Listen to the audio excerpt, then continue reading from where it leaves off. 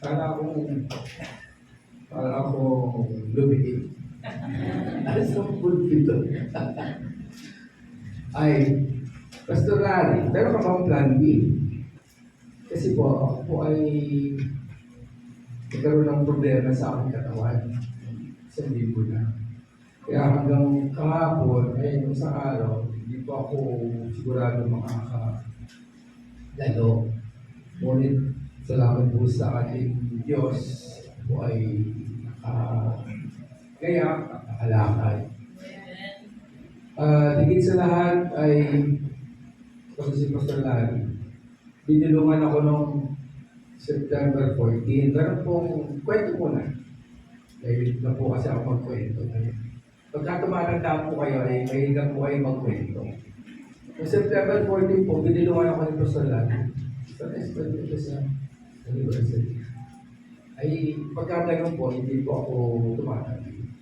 Gawain po ng Diyos. Kaya yung PMC Marikina, nagkagulo yung schedule. Anyway, sige po, samahan niyo po ako sa, may ilang po yung aking tagalakay. Ngunit gusto ko pong magbigay-bugay muna sa mga taga-Morong. Sino po taga-Morong ulit? Taga-Centelia. Yung hindi po nagtaas ay taga-Pasig. Tama po, ano? Kasi madalas na alala ko, yung lugar ko ito ay Kainta. Yung pala, Pasig. Tama ba ako, Brother Rodel? Noong 2000, kasama pa po si Pastor Busa. So kung kayo po ay nahilig sa kasaysayan, kagaya ko po, ay napakahalaga po na maunawaan natin yung pinagsimulan po ng gawain. Yun po ay taong 2000, sila po ay nagsimula dun sa country homes. Tapos, noong 2007 nga, nag-affiliate po sila sa People's Missionary Church at doon po nagsimula yung paglilingkod din po ni Pastor Larry sa dako ito. Kaya nung pinahayag po sa akin ni Pastor Larry yung inyong tema, nung aking yung binasa ay bigat po at ibig sabihin, challenging yung harapin ng sayo. For the next 25, 35, 50 years. At maaari sa mga panahon yun, kami po mga seniors ay tumahinga na, ngunit ay iglesia po ng Panginoon sa tao po ng Pasig ay patuloy po magpapahayag ng kanyang salita. Kayo po yung manalangin. Panginoon, salamat po sa umagang ito. Salamat po sa inyong mga lingkod, sa inyong mga anak. Nagpagal upang ipagdiwang po ang ika-24 na taon ng iyong kalapatan sa tao nito. Salamat po, Panginoon, dahil sa lahat ng sandali, hindi po kayo nagpabayag. Hindi niyo po sila iniwan. At kayo po ay nagpatuloy na ipakita ang iyong kalapatan. So, umagang ito, hayaan niyo po na ang inyong salita na hango po sa aklat ng Roma ay maging apoy sa puso ng bawat isang makakarinig. Siya man ay taga-Sayon, siya man ay taga-Morong, siya man ay taga-Albertan.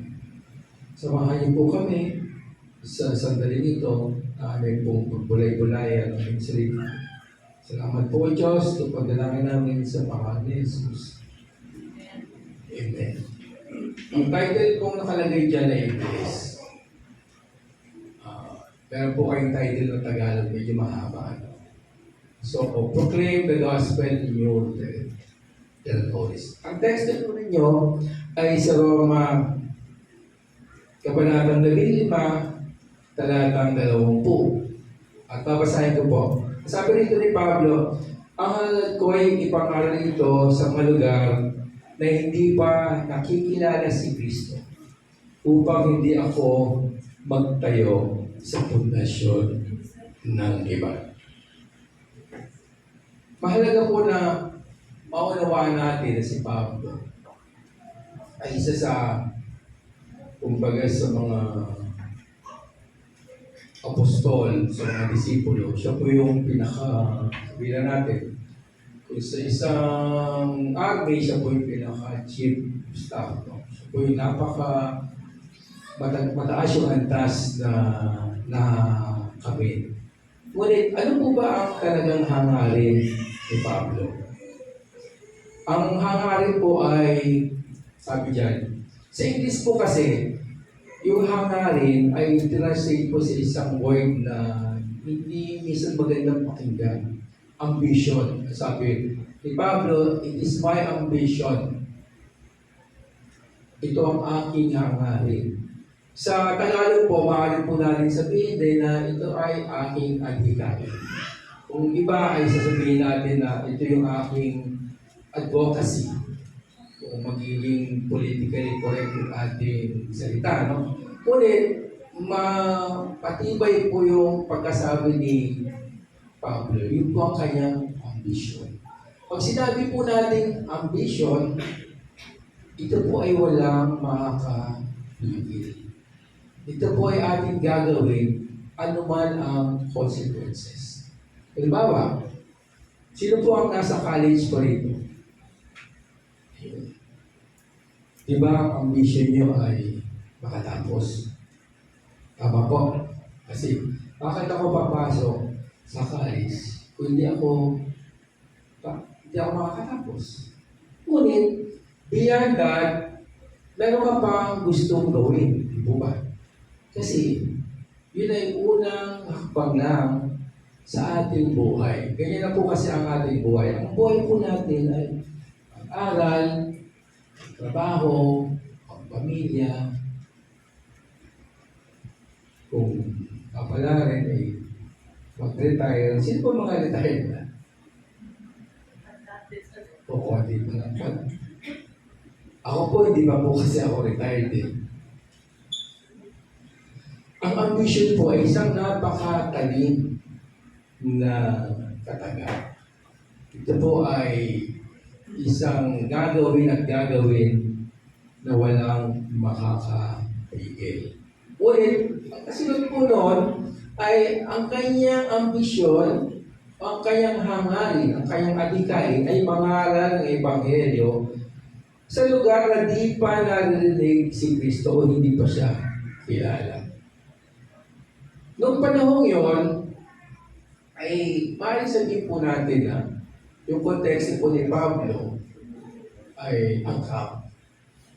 Kasi kapag binalikan po natin yung kasaysayan ng ating pananampalataya, si Pablo po ay nabuhay nung next slide. Balikan natin yung mga nilakbay ni Pablo para makita po natin yung konteksto paano niyang sinabi yung kanyang sinulat. Si Pablo po ay nabuhay nung panahon ni Jesus, more or less, no? Based po sa mga gumagawa ng saliksik, siya raw po ay nakakilala sa Panginoon noong AD 37. Ibig sabihin lang po noon, kasi marami nagsasabi, si Pablo po daw po ay hindi naman na-convert. Kasi madalas sinasabi po natin na tayo po ay na-convert sa Christianity. Tayo po ay, parang sinasabi nila, merong pagbabago din sa kanyang pananampalataya. Maaaring gano'n po yung kataga, no? So, take na lang po natin na yung real na yun ay nakilala niya ang ating Panginoon. Kung familiar po kayo sa kanyang kaganapan, alam po natin si Pablo ay isang Pariseo, no? Siya pong nagpe-persecute ng church noong panahon na yun. At siya po ay binulag ng Diyos nung papunta siya ng Damascus para hanapin pa yung ibang mananampalataya. Ang tawag po sa kanila noon ay, hindi ako nagkakamali, ay the way, no? So, ito po yung daan na patungo sa kaligtasan. So, binulag siya at siya po ay tinuruan ng ating Diyos sa disyerto po ng Arabia. So, sinasabi doon, 3 taon siyang tinuruan ng Panginoon. Kaya nga si Pablo, sinasabi niya sa kanyang sarili, siya ay isa ring apostol. Siya ay hinirang at pinili ng ating Panginoon Jesus. At noong 46 to 58, siya po ay nag-mission. Siya po ay umikot sa buong mundo na kanilang ginagalawan. Noon po wala pang, sino po may messenger sa inyo? Wala. Meron din po kayong Facebook. Meron po kayong internet. Bago po yan, ang alam lang po natin ay telegrama. Sino po umabot ng telegrama? Ay yung teleponong dinayal. So maganda na po ang komunikasyon. Napanong ni Pablo, malayon. So si Pablo po ay nag-mission ng 12 taon. So tiyan po ay 46 to 58. Para po maunawaan natin yung konteksto ng sinasabi niya sa Roma. At noong 1847, isang taon niya pa lang po sa mission niya, napunta po siya sa Corinto. So sa Corinto po, ito po ay nag-exist pa rin siya sa dako po ng Greece, no? Grecia. At doon niya po sinulat yung kanyang letter to the Romans. Ako po mahilig po ako magsulat dati. Ngayon, yung sulat sa papel, no? Kasi yun po yung alam natin. Ngayon, nagsusulat tayo sa ating cellphone o sa ating laptop. At si Pablo ay marami po siyang isinulat. Yan po yung matutukayan natin ngayon sa Bagong Tipan. Yan po yung mga sulat niya sa iba't ibang lugar na kanyang napuntahan. So, isa pong lugar na puntahan niya ay ang lugar po ng Rome. Yan po sa dako po ng Italia. Mamaya makikita niyo po yung perspective. Bakit po pa sinasabi doon? Dahil ang iglesia po na tinatatag ng ating Panginoon ay meron pong geographical significance. Meron po itong significance din sa kanyang lugar na kung saan siya itinatay. So, si Pablo po, tutuloy po natin, sandali lang po yan. Meron po siya 3 paglalakbay. Sa English po, tawag po nila dyan ay 3 missionary journeys. Sa katunayan, meron po daw pang-4. Yung pang-4 po ay papunta na siya ng Rome, na kung saan siya po ay namatay. So yung tinakbo po ni Pablo, base po dun sa mga nag-aral, umikot po siya dun sa lugar na yun ng mga 16,000 kilometers. Napakarami po din po ba? So 16,000 kilometers. Mula Marikina po sa aming lugar, papunta rito ay 4 na kilometro lang o mga 5. So, isipin niyo na po. Mula po rito hanggang Montalban ay mga 20 kilometro. Mula po rito hanggang Morong ay mga 27 kilometro po yan. So, yun po yung perspective. 16,000 kilometers. At sa kanyang pag-ikot, nakapagtatag po siya ng 14 na mga iglesia, more or less, pag pinili natin, sa iba't ibang lugar. At nakapunta po siya sa Cyprus, sa Turkey, sa Greece, sa Macedonia, sa Italy. Bukod po sa kanyang pinanggalingan sa kanyang lugar, sa dako po ng Judea o ng Israel. At noong AD 68, siya po ay pinehuyan na ng buhay. Siya po ay kinuha na ating Panginoon. So pag nakita niyo po, 68 to 37, ilan po yan? 31 years, no? Si Pablo po ay naglingkod ng 31 taon sa gawain ng ating Panginoon. So sinulat niya po sa Roma, ang hangad ko'y ipangaral ito sa mga lugar na hindi pa nakikilala si Kristo upang hindi ako magtayo sa pundasyon ng iba. Noong panahon yun, marami rin pong nangangaral. So, ang gusto lang pong sabihin ni Pablo ron ay yung pundasyon na kanyang ipinatatag ay nanggagaling sa Panginoong Yesus at sa kanya binababa. So maaaring ito po ay hindi yung, alam po natin, ang pundasyon ng ating pananampalataya ay si Jesus. Tama po. Pero ang sinasabi po rito ni Pablo, ayaw niya pong pasukan yung mga lugar na meron ng nagtatag o nangaral ng Ebanghelyo na nauna sa kanya. So, noong panahon yun, kapag tinignan po natin yung trabaho, yung work, kasi kapag tinignan po natin si Zion po ay isa ng missionary sending church.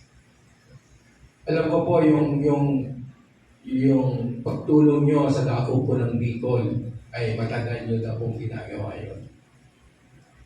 Sinimulan nyo po si Morong 3 years ago, Pastor, no? 3 years ago. Sinimulan niyo po uli yung sa Centennia. Kapag nanganganak na po ang isang local church, yan po ay isa ng missionary sending church. Maaring sa lugar na yon ay meron pang ibang nauna na, ngunit specifically sinasabi ni Pablo, gusto niyo pumunta sa lugar na hindi pa narinig si Jesus. At nasulat po yan sa Lumang Tipan. Kasi sa talatang 21, ito po ang koroktong. Sumalit tulad ng nasusulat, makakakilala ang hindi pa nakakabalita tungkol sa Kanya. Makakaunawa ang hindi pa nakaririnig tungkol sa Kanya. Si Pablo po yung nagsulat niya. So talatang 20, ito po sinabi, ulitin ko, ang angat ko ay pangaral ito sa mga lugar na hindi pa nakikilala si Kristo upang hindi ako magtayo sa pundasyon ng iba. Talatang 21 sabi, subalit tulad ng nasusulat, makakakilala ang hindi pa nakakabalita tungkol sa Kanya, makakaunawa ang hindi pa nakaririnig tungkol sa Kanya. Yan po ay sinulat ni Propeta Isaiah sa Kabanata 52, talata 15. So, ang halaga po kay Pablo ay ibigay ang Ebanghelyo doon sa hindi pa nakakarinig. Noong panahon yun, ang area po na iniikutan ni Pablo ay siguro 2 o 3 pangunahing reliyon na nandun. Una po yung reliyon ng mga Hudyo, tinatawag po natin Judaism. Pangalawa po yung reliyon po ng mga Hentil, na dala po ng mga Griego at mga Romano. Ito po ay halo na po yan eh. Meron pong animism, meron pong Greek mythology, meron po silang ibang pananampalataya o paniniwala. Mahalaga po yan, ang sinasabi ni Pablo, ay sinusunod niya po yung sinabi ni Isaiah. Doon pa sa lugar na hindi pa nakakarinig at nakakaunawa tungkol sa Kanya. Ito po yung pure o yung dalisay na adhikain ng isang evangelista, ng isang evangelist, ng isang mangangaral doon sa lugar na wala pang narinig patungkol sa Kanya. Sa ngayon, ay sa mga nag-aral, ang sabi nila, halos saturated na raw po ang mundo ng salita ng Panginoon. Sa totoo nga, nung nag-attend po kami nila Pastor Larry ng Missions Conference, sabi nila, 13 tribo na lang ng mga Muslim sa Pilipinas ang hindi pa nakakarinig o ang wala pang naitatanim na punla ng Ebanghelyo. Ang kanila pong statistic ay 0.02% ng population ay wala pong naniniwala. Kapag tumingin po kayo rito sa inyong lugar, ay ako naniniwala na di ko na po sasabihin 100%, maaaring 99.99% nung nandito sa paligiran ay somehow nakarinig na ng balitang yan, ng katotohanan ng Ebanghelyo. Paano ipinahayag sa kanila ay iba't iba pong paraan.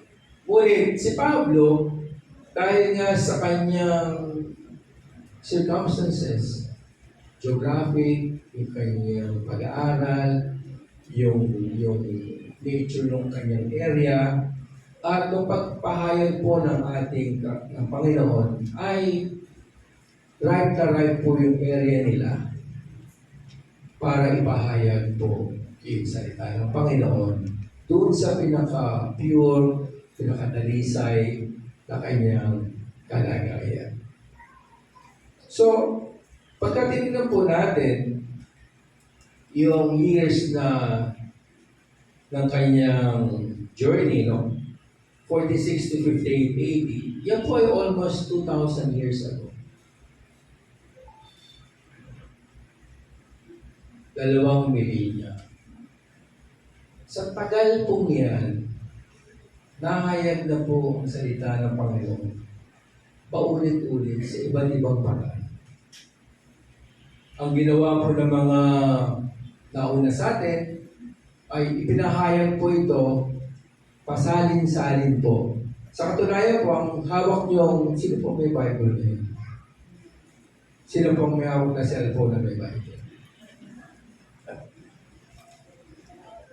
Yung ating pong Biblia ay nasulat. Sabi po sa mga nanaliksik ay over a period of 1,600 years. Pero yung ating pong body ng pananampalataya ay hindi po naging solid hanggang mga 300 years after na na-crucify at nag-resurrect si Jesus. So, ibig sabihin po, doon sa taong tinakbo niyan ay naihayag po ang pananampalataya sa iba't ibang paraan. Isa po tayo sa mga beneficiary niyan. Sa ayon sa gusto natin, nung dumating po yung mga Espanyol, although sabi nila, dala nila ay yung kanilang reliyon, dala nila si Jesus. Ngunit ang talagang pakay rin nila ay yung kayamanan at pananako. Natalit na rin po sa atin yung Kristyanismo. Ngunit ito po ay pinag-unlad nung pumunta po yung mga Amerikano. Yung mga Amerikano po, mga Amerikano, basically po ang dala po nila ay mga yung pananampalatayang Protestantism. Ngunit, ito po ay hindi mahalaga. Ang mahalaga po ay dala po rin nila si Jesus at itinuro po nila sa atin. Kagaya ko po, yung pananampalataya ko po ay nakilala ko sa Jesus nung ako ay 21 years old. So ako po ay isang Katolik. Ako po ay, ngunit hindi ko po nakita yung katotohanan, ang kaligtasan ay sa pamagitan po ng faith. So sa grace na binibigay ng Panginoon. So ganito po yung sitwasyon ni Pablo at ang nakakaharap niya po ay mga Griego, mga Hentil. Mga Hentil po talagang walang base ng kanilang pananampalataya.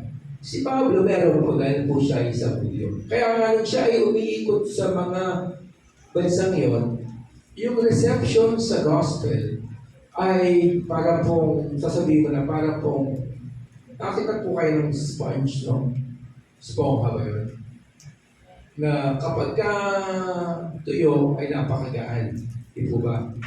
Kapag ka ito po ay nilubog niya sa tubig, ito po ay bumibigat. Dahil po, sinasok niya yung tubig sa kanyang sarili. Noong panahon yun, sa aking palagay, yung reception po ng mga tao ay napaka-dali, napaka-open. Kasi alam po nila yung contrast ng kanilang paniniwala dun sa ipinapahayag ni Pablo. Alam nila sila ay Griego, alam nila sila ay Hentil, alam nila sila ay walang Jesus. Ang ipapahayag ni Pablo ay si Jesus at ang kanyang kaligtasan. Clear-cut po yung distinction, black and white. Sa ngayon po, gray na yan. Hindi na yan klaro. Marami pong nagtuturo ng tungkol ni Jesus na hindi na po sangkap yung kaligtasan sinasabi po ni Pablo. Tingnan po ulit natin ito para makita po ulit natin yung ginawa ni Pablo. So, siya po ay nagbiyahe ng 12 years. Siya po ay lumikot sa 16,000 kilometers. Tayo po siya ng kanina 14, no? Ngayon 13 na lang. Siguro mga 14 churches yun. Umikot po siya sa iba't ibang bansa. At sila po ay isang malaking grupo. Relatively. Andiyan po si Paul, si Silas, si Timothy, si Barnabas. Kung naalala po ni Pastor, mga nag-attend po ng seminar, pero po doon isang aspect na ang person of weakness, person of peace, no? May sinasabi po ro na sila Pablo ay umiikot sa iba't ibang lugar. Sila po ay tinatanggap ng iba't ibang mananampalataya kung saan po sila naglalagi. So sa kasalukuyan, maaaring yan po ay mangyari. Yan po ay maaaring katotohanan din. Pero tingnan po natin, gusto kong makita nyo si Zion Worship Assembly. So, maliwanag po na ang panahon ni Pablo ay sa aking palagay, cut and dry yung distinction ng pananampalataya. Kung wala ka kay Jesus, ikaw ay Griego, ikaw ay Gentile. Yun po yung turo. Sa ngayon, blurred na yan. So marami na pong iba't ibang turo na merong Jesus, ngunit questionable po yung kaligtasan. Tingnan po natin si Zion Worship Assembly. 24 years. Alakpakan po natin ang Panginoon. 2007. Humingi ako ng history kay Brother Rodel. Yun, nag-affiliate sa PMC. Kaya sinasabi niya kung kakutsaba ako. Ano lang po ako noon? Meron po ako sa PMC. So, sama po ako noon at nag-affiliate po sila. Kita lang po si Pastor Busa pa yung kasama noon. Kung kayo nalinyakan. So, na-affiliate po sila noon. At mula noon ay si PMC po yung naging pinaka-umbrella nila. Tingnan po ito yung susunod. Ayan. Si Pastor Larry po, na-assign. Tibo pa. Tama po, alam? So, 17 years siya. Kaya sinabi ko kanina, mula Montalban, papunta rito, ay 20 kilometers. 17 years. Nagkaya na po si Pastor Larry ng more or less 36,000 kilometers.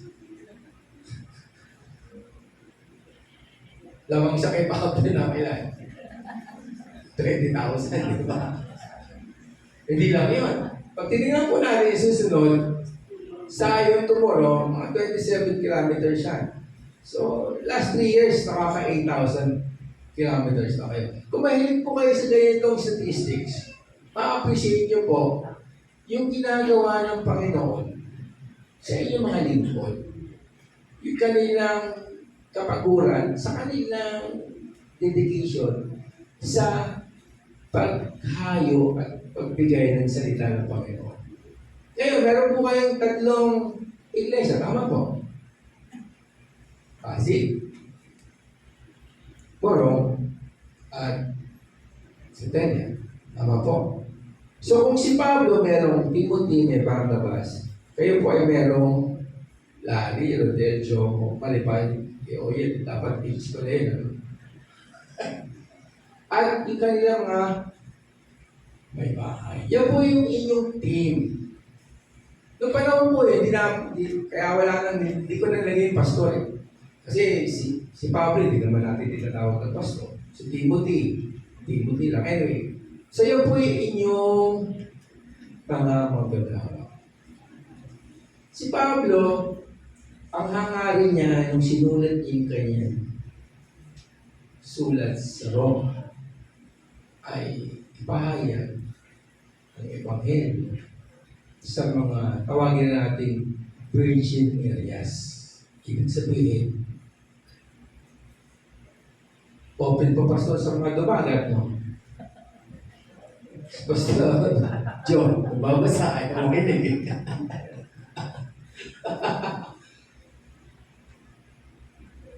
Ang hangarin po ni Pablo ay sa mga hindi pa nakarinig.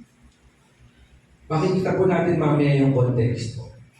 Ang susunod po ay tanong ko, ano ang hangarin ng Zion? Ano po ba ang hangarin nyo?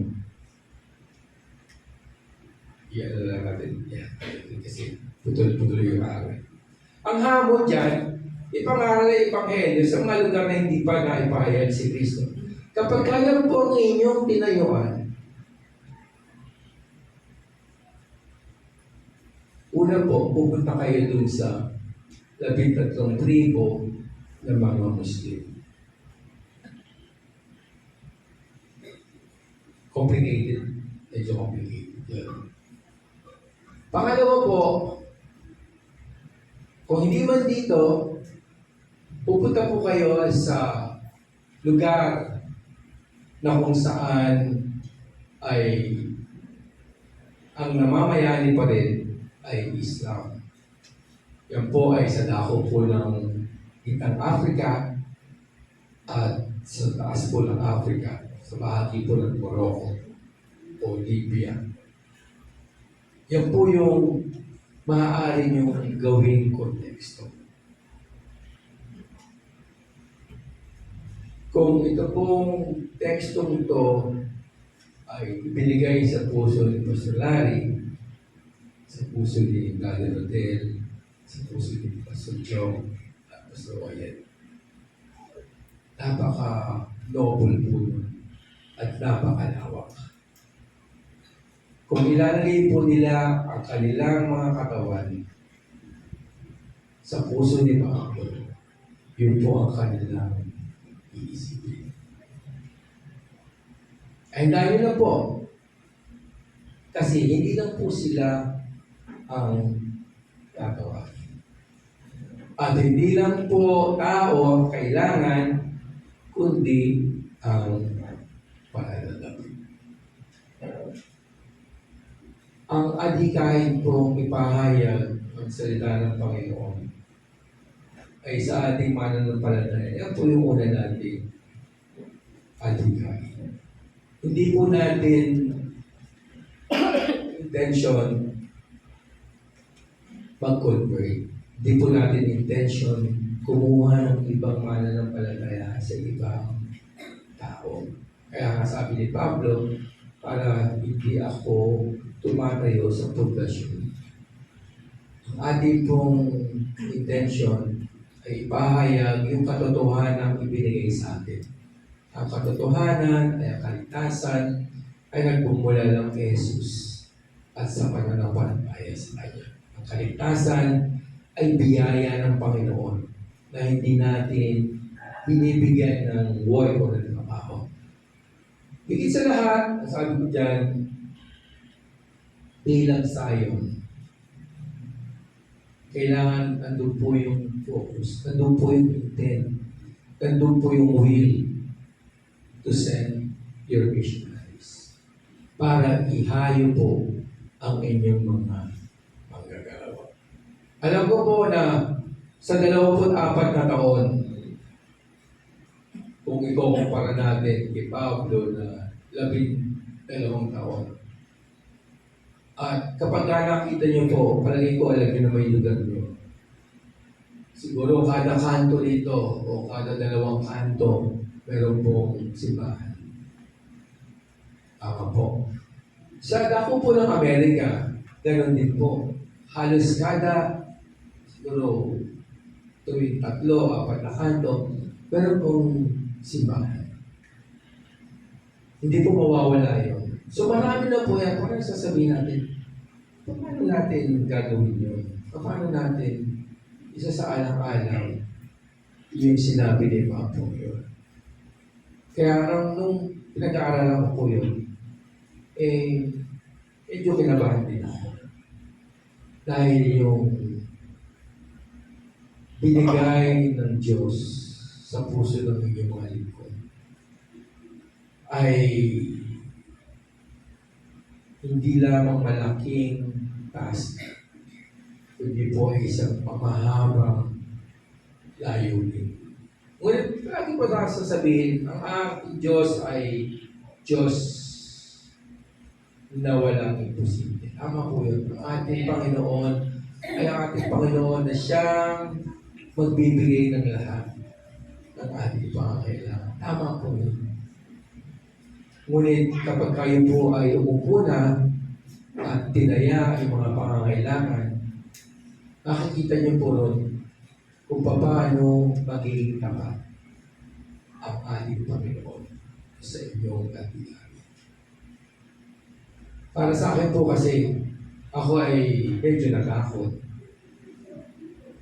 dahil ang pupuntahan ko po ay mga Muslim na hindi pa nakakarinig. Mga Afrikano na kinakailangan ng salita ng Panginoon. Kasi po, sa statistics, sinasabi nila, ang penetration rate ng gospel ay pinakamabilis na po dun sa individual na pagpapahayag. Wala pong higit na makakapag-share ng gospel, kundi kayo po mga individuals. At ang mga missionary po na pinapadala sa iba't ibang lugar, sila po yung unang nag-aakaya. Kaya nga, kung nakikinig kayo ng radyo, nagbabasa kayo ng dyaryo, nagbubukas kayo ng internet, yung gospel po ay palasak dyan. Yung po yung isang mode ng communication na napakarami na. Ngunit, hindi po natin alam kung ito ay may epekto. Malalaman lang po natin kung ito ay effective kapag tayo po ay nandun na sa one-on-one basis. Isipin po natin kung si Zion sa kanyang start ng kanyang, kasi bukas simula ng 2050 yun, quarter of a century na kayo. Yun po yung paglakad nyo, kung paano yung tatahakin, yung tinahak Pablo. Sa totoo lang, yung mga sinimulan yung gawain ay sa English po ay commendable. Isa pong malaking hamon din para sa ibang iglesia po ng PMC. Yung magkaroon ng tinatawag nating daughter churches. Si Pablo po kasi ay isang church planter. So, simulan niyo na po yun at sinundan niyo ng inyong theme ay pahayag ng Ebanghelyo sa hindi pa nakakarinig. Maaaring ito ay baguhin ng konti, ngunit ang tema pa rin ay pahayag ang gospel ng ating Panginoon. Tingnan natin yung susunod na slide. Ayan. Yan po yung area po ng panahon ni Pablo. Yan po ay bagong mapa na.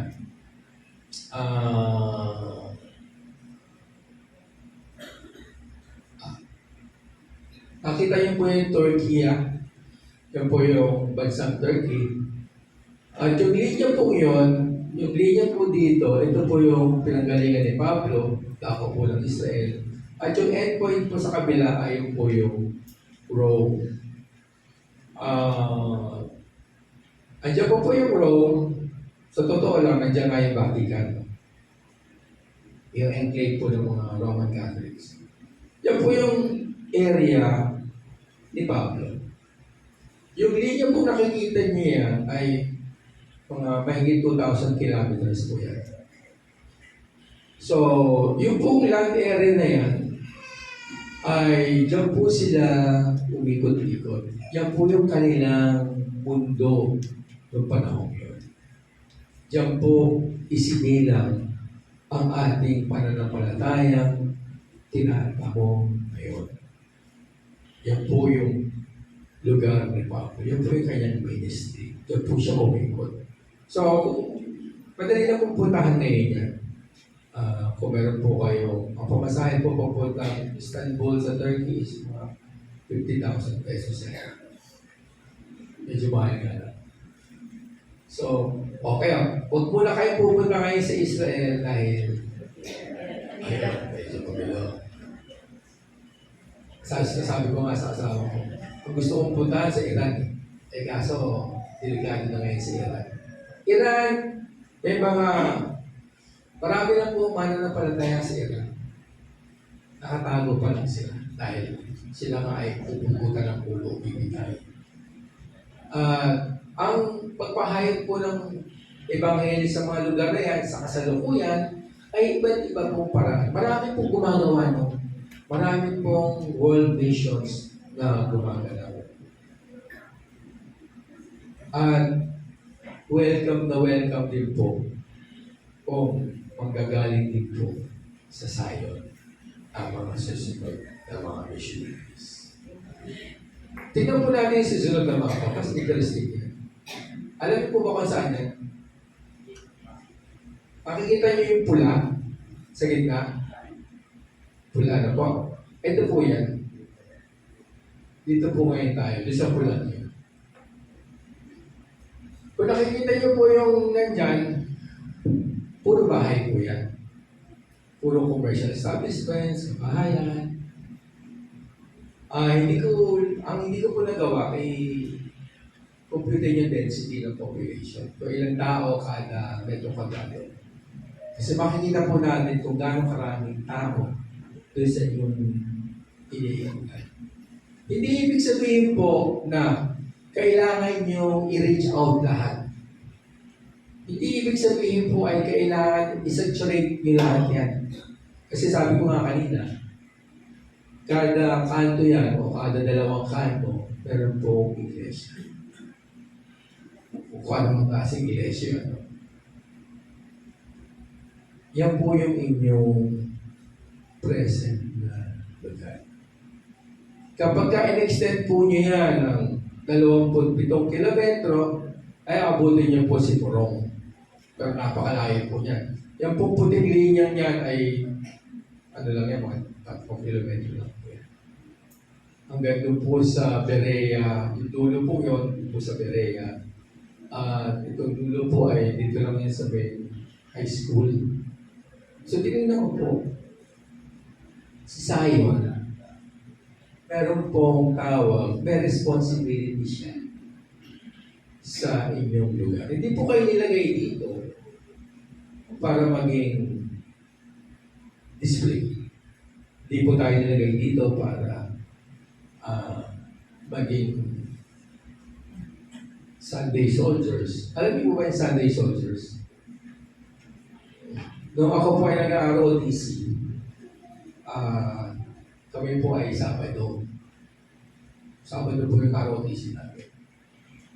Meron po isang grupo na nag-a-attend pag Sunday. Tawag po sa kanila Sunday soldiers.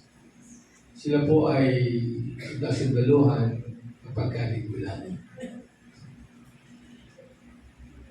Tayo po ay hindi panglingguhan lang.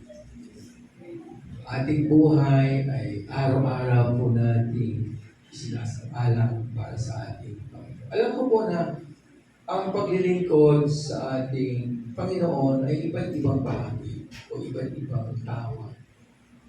Mahalaga po na maunawaan natin kung paano tinawag ang bawat isa. Ang tinawag po ay hindi ang sayo. Ang tinawag po ay yung mga individual na kasama. Una pong tinawag yung mga nagkatatin ng year 2000.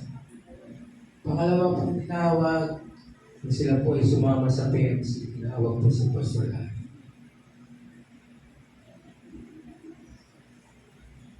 Sunod pong tinawag, ayon ang hayag po sa lahok ng morong. Next slide.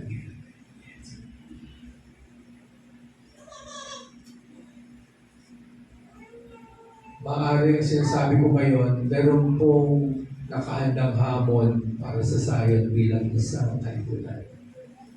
Ngunit ang tawag po ng Diyos ay hindi po yung sa kalipunan.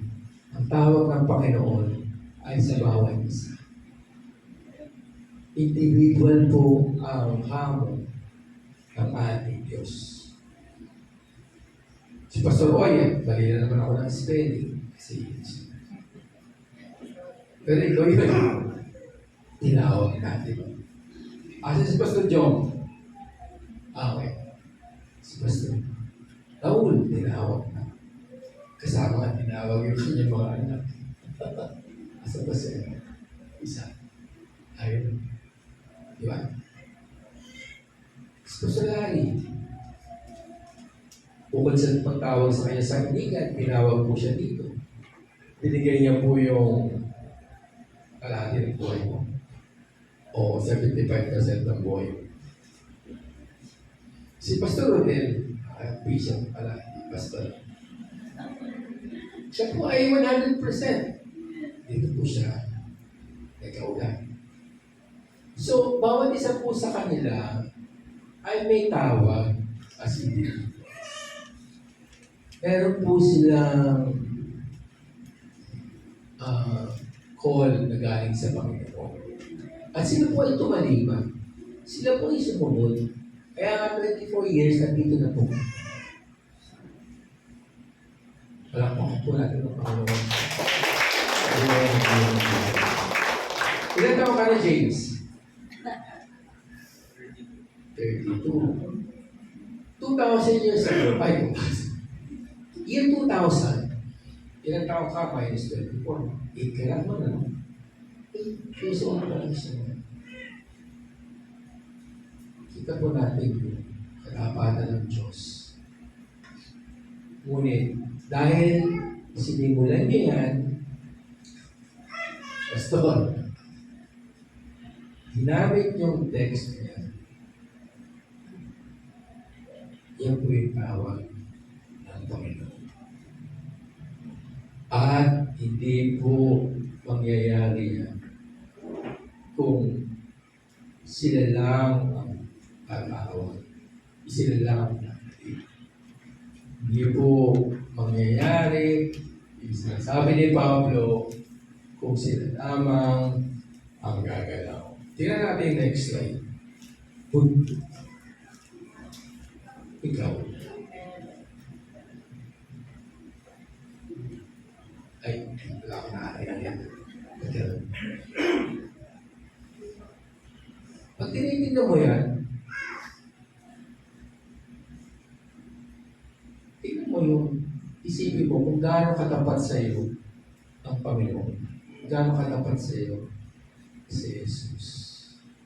Para sabihan, ikaw anong gagawin?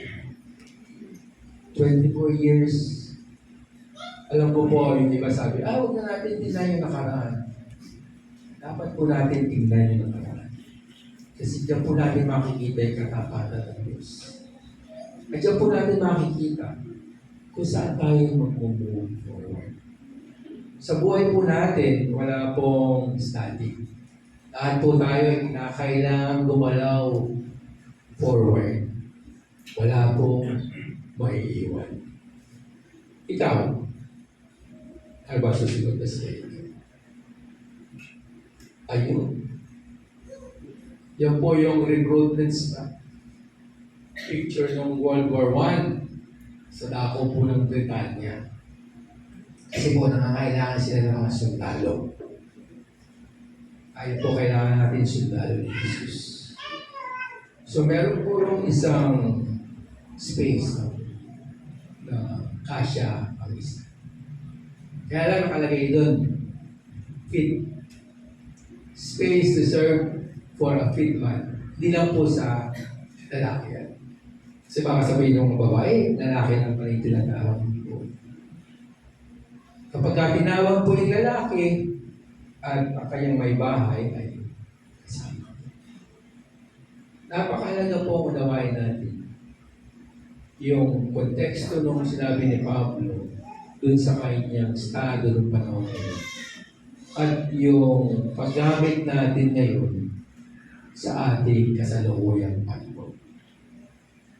Hindi po kinakailangan pumunta tayo dun sa mga hindi pa naahol ng salita ng Panginoon. Doon po sa ating lugar, doon po sa lugar po ng Morong, within that area, doon po sa lugar uli ng Centella, doon po tayo magsimula. At doon po sa inyong mga bahay, sa inyong mga tinitiran, maaari po natin simulan niya. At di na po ako tatagal at ako po ay magwawakas. Sagutin niyo yung cellphone mo. Matawag na si Lord. Kapag sino wala cellphone? Ay, hindi naman tayo dyan. So, ang pagtawag ng Panginoon ay iba't ibang paraan. Pagka tinawagan kayo sa cellphone, mabigat doon. Nakikita niyo, Lord is calling. Huwag po natin hayaan na mamatay yung inyong alikain. Napakalaga. At uli, ako po ay nagbibigay tulay sa inyo bilang isang iglesia. At papasalamat ako sa Panginoon dahil nakita ko po mag-progress yung iyong gawa sa iyong mga pastor, sa iyong mga leaders. Kayo po mga kasapi, patuloy niyo po sila yung panalangin. Kung ano yung tawag ng Panginoon sa inyo, kausapin niyo po ang mga pastor. Napitan niyo po sila at sabihin niyo po, nandito ako, handa po ako humayo sa dako po ng sa dako ng Cebu, sa dako ng Luzon. Malaki po ang Pilipinas. Kaya huwag niyo pong i-off yung telepono niyo. Pagtawag na natin. Panginoon, salamat po sa iyong bayan, sa Pasig. Zion Worship Assembly. Salamat po sa 24 years din ang paglakad, paghayo, at higit sa lahat, Panginoon, salamat sa katapatan mo sa bawat isa. Salamat po sa biyaya. Salamat po sa lahat ng inyong pagbibigay ng inspirasyon sa kanilang mga pastor. Salamat po sa inyong mga kasapi. Salamat po sa inyong mga anak na hindi po kayo nagpapahaya, Panginoon. Salamat po, Panginoon, dahil ang kanilang adikain na ipalaganap at puro ang Ebanghelyo ay lang po inyong gusto mangyari sa aming kabilang. Dalangin ko po, Panginoon, samahan niyo po sila sa mga taon, sa mga dekada ang susunod po.